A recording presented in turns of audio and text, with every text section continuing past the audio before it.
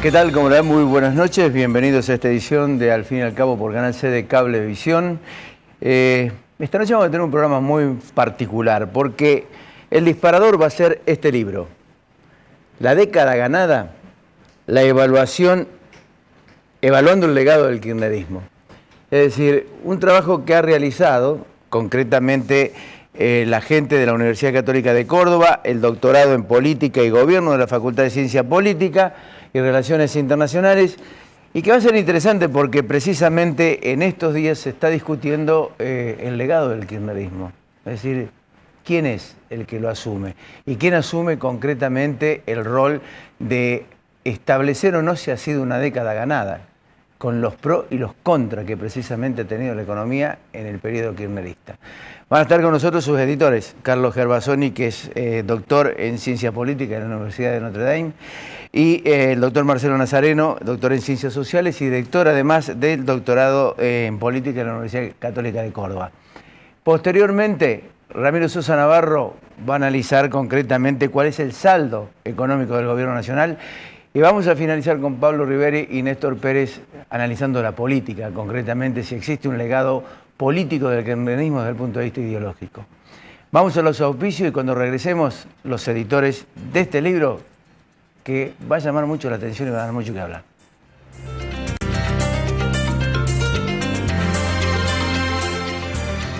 Britos y Asociados, Estudio Jurídico Nagy, Cotreco, Universidad Tecnológica Nacional Regional Córdoba, Fabicur Ixa, Pauni, Marco Aurelio Sosa, Colegio de Martilleros de la Provincia de Córdoba, Instituto San Agustín, CIAFA, IMIX, Inversia, Aberturas Urbantec, Novar, La Anastasia, El Arrabal, Inversia, Cooperativa Horizonte. El Consejo de Ciencias Económicas.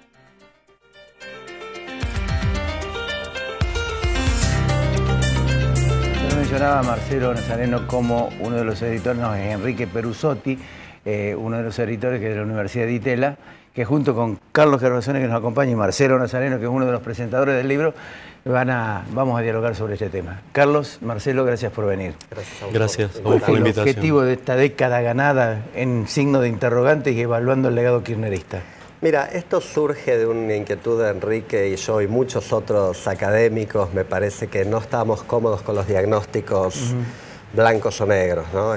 Uno entiende que en la política a veces las cosas se simplifican y se presentan como o muy malas o muy buenas, pero el kirchnerismo generó diagnósticos muy intensos, muy positivos y muy negativos, aún en sectores periodísticos, intelectuales, académicos, donde en general reinan los claroscuros, ¿no? Entonces, nos planteamos hacer un libro de evaluación de 10 años cuando empezamos. Esto empezó en 2013, 12 años ahora, donde académicos de diferentes áreas, economistas, politólogos, sociólogos, evaluaran, según ellos lo veían, estos años. ¿Querés que lo mencionemos? Sí. Martín Becerra, Anabel Abuso, Mario Damil, Roberto Frenkel, Roberto Martínez Nocueira, María Matilde Olier, Fabián Repeto, Roberto Russell, Agustín Salvia, Jorge Strip, Juan Carlos Tocatlián y Ana Wortmann. Sí, y en buena medida son referentes en su área, digamos, indiscutidamente referentes en áreas como política exterior, el caso de Russell y Tocatlián, medios, Becerra, etcétera. Y dijimos, bueno, ¿cómo ve esta gente estos años? Y también Enrique y yo que contribuimos nuestros capítulos, ¿no?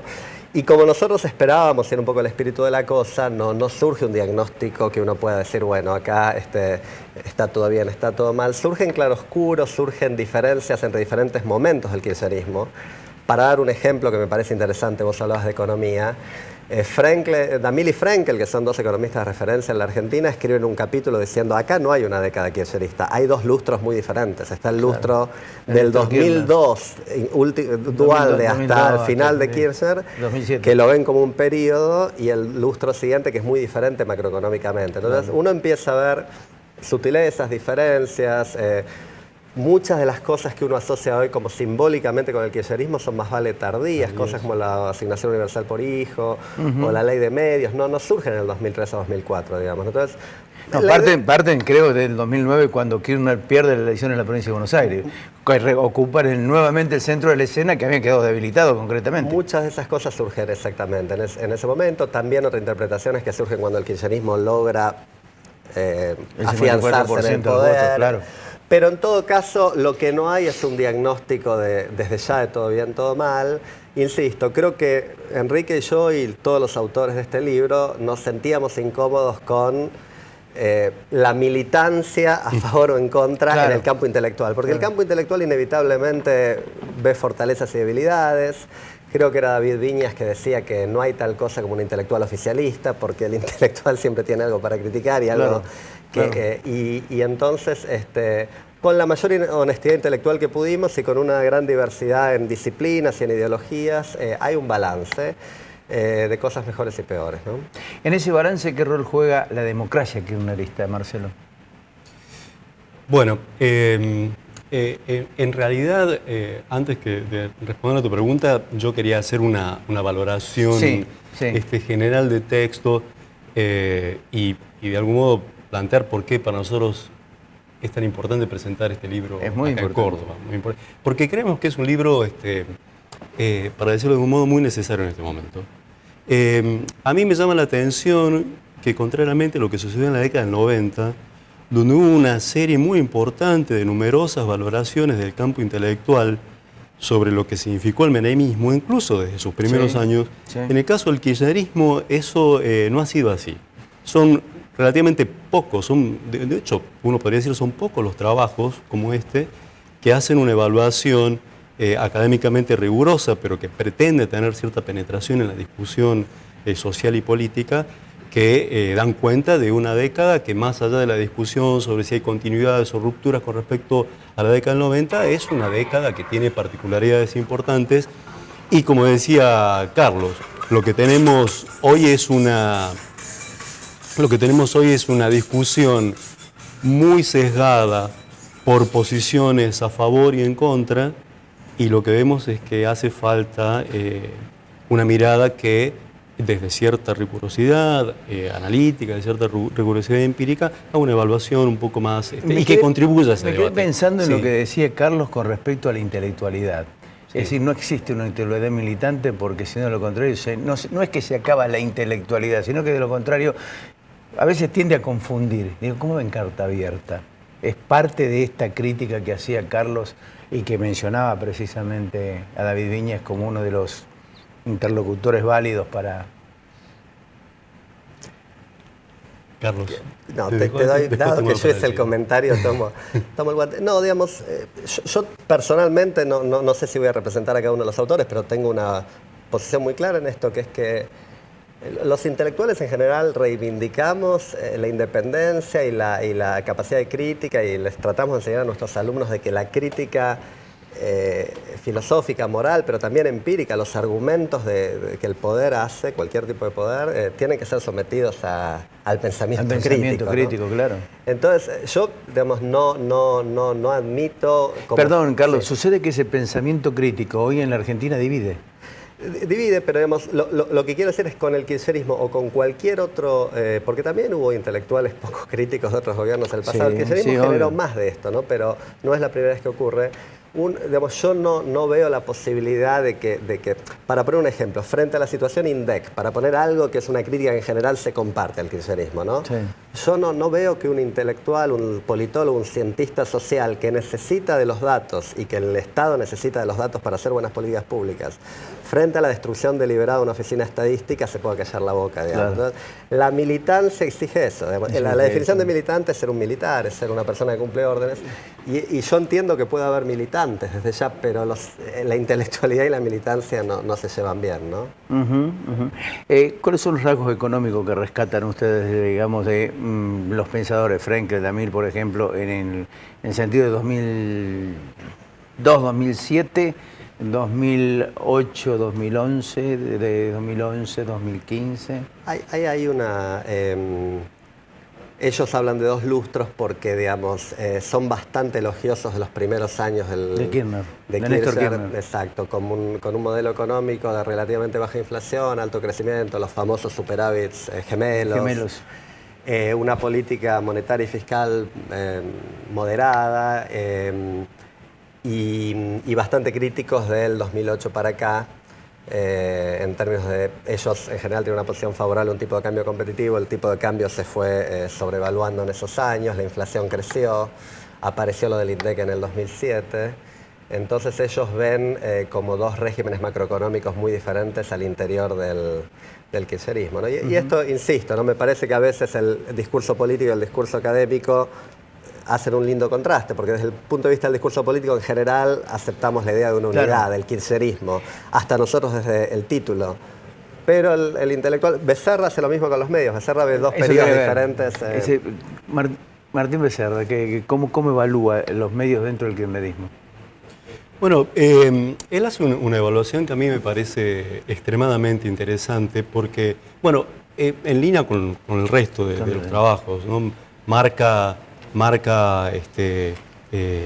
Señala matices, pero si hay algo que a mí me parece que hay que rescatar de lo que señala Martín Becerra en su trabajo, es que los medios en Argentina han sufrido una transformación profunda que tiene que ver con un proceso acelerado de concentración que los hace completamente diferentes a lo que eran hace un tiempo, y que lo que tenemos hoy es un conglomerado de medios, política y negocios divididos en dos campos antagónicos. Y como dice él, desde los dos campos se utilizan los hechos noticiables en favor de la posición de un campo y de otro campo. Y al mismo tiempo que marca, para poner un ejemplo, lo que uno puede llamar la utilización de los recursos públicos para hacer propaganda, como sería en el caso del kirchnerismo, también lo señala en el caso de actores que podrían ser de la oposición, como Macri o de la Sota. A mí me parece que es muy interesante, y creo que es una línea que recorre prácticamente todos los trabajos, ¿no? Tomar cierta distancia, sí, remarcar y alejarse de esas posiciones maniqueas, ¿no? El kirchnerismo hace todo mal y es malo, o la oposición hace todo mal y es mala. Creo que claro, es muy rescatable. Es muy relevante lo que dice Marcelo, porque digamos, el kirchnerismo ha hecho cosas que son absolutamente ponderables e inevitables no dejar de mencionar como hechos positivos. ¿Cierto? Lo que evidentemente marca también y que de alguna manera profundiza una continuidad ética en la Argentina es el incremento cada vez más inusual, o no tanto, de la corrupción. Sí, hay en la conclusión de este libro, Enrique Perusotti y yo hacemos un pequeño paralelo entre el menemismo y el kirchnerismo, claro, que obviamente tienen enormes diferencias y al mismo tiempo muchos paralelos, ¿no? Digamos, uno que a mí me interesa en particular porque son temas que yo estudio de política provincial, los dos surgen como caudillos muy fuertes, uno diría hasta autoritarios, de provincias pequeñas en la Argentina, Menem en La Rioja, Kirchner en Santa Cruz. Los dos muy hábilmente hacen una carrera política muy exitosa, y los dos con discursos y prácticas muy diferentes, digamos, están muy caracterizados por prácticas corruptas en el poder, ¿no? Diferentes tipos de corrupciones, porque, digamos, en general el menemismo fue muy acusado de corrupción asociada a cuestiones de privatizaciones, supuestas cercanías de Menem con grupos del crimen organizado, etcétera. Y en el kirchnerismo está esta acusación donde por lo menos donde uno ve los flancos más flacos del kirchnerismo en términos de corrupción es el llamado capitalismo de amigos, que no es que no lo hubiera en los 90, pero era de otra naturaleza, digamos, donde hay claramente relaciones muy estrechas entre el poder y ciertos empresarios con nombre y apellido que están hoy en los medios de todos los días y que, digamos, uno en lo que hace a corrupción siempre es muy difícil probar cosas, pero digamos, si uno creyera el 20% de lo que se publica ya es muy grave, digamos, ¿no? Yo creo que de alguna manera, tanto en estos últimos años particularmente, desde el regreso a la democracia hasta ahora, creo que, y más particularmente en estos últimos años se ha acentuado la noción del criptoestado de Bobbio, ¿no? Es decir, esta versión tan inusual de la política, tan insigne e ínfima y en muchos casos ponderablemente escandalosas de política y políticos, ¿no? que se encierran precisamente tratando de no dejar que se perfore una barrera que es absolutamente inalterable, que es político honesto, serio, responsable, ético, moral. Sí, mi punto de vista, de nuevo, alejándome un poquito del libro, es que me parece que hubo un quiebre durante la dictadura en este tema, donde la dictadura tuvo manejos empresarios muy, muy oscuros, y después en los 90, ¿no? Y me parece que algunas cosas que no eran tan comunes en la Argentina, no digo que nos pasaran, pero no eran tan comunes antes de la dictadura, hoy son casi, diría yo, una especie de premisa común, no dicha, pero aceptada de la clase política. Quizás algo de lo que vos dijiste, Marcelo, de en medio empresario, como que se ha creado una especie de conglomerado donde los empresarios, especialmente ciertos sectores, ¿no? La obra pública, para hablar con claridad, asumen que hay formas de hacer política que no son las habituales. Las habituales. Marcelo, por último, ¿cuáles son las asignaturas pendientes que deja reflejado el libro dentro de la década ganada?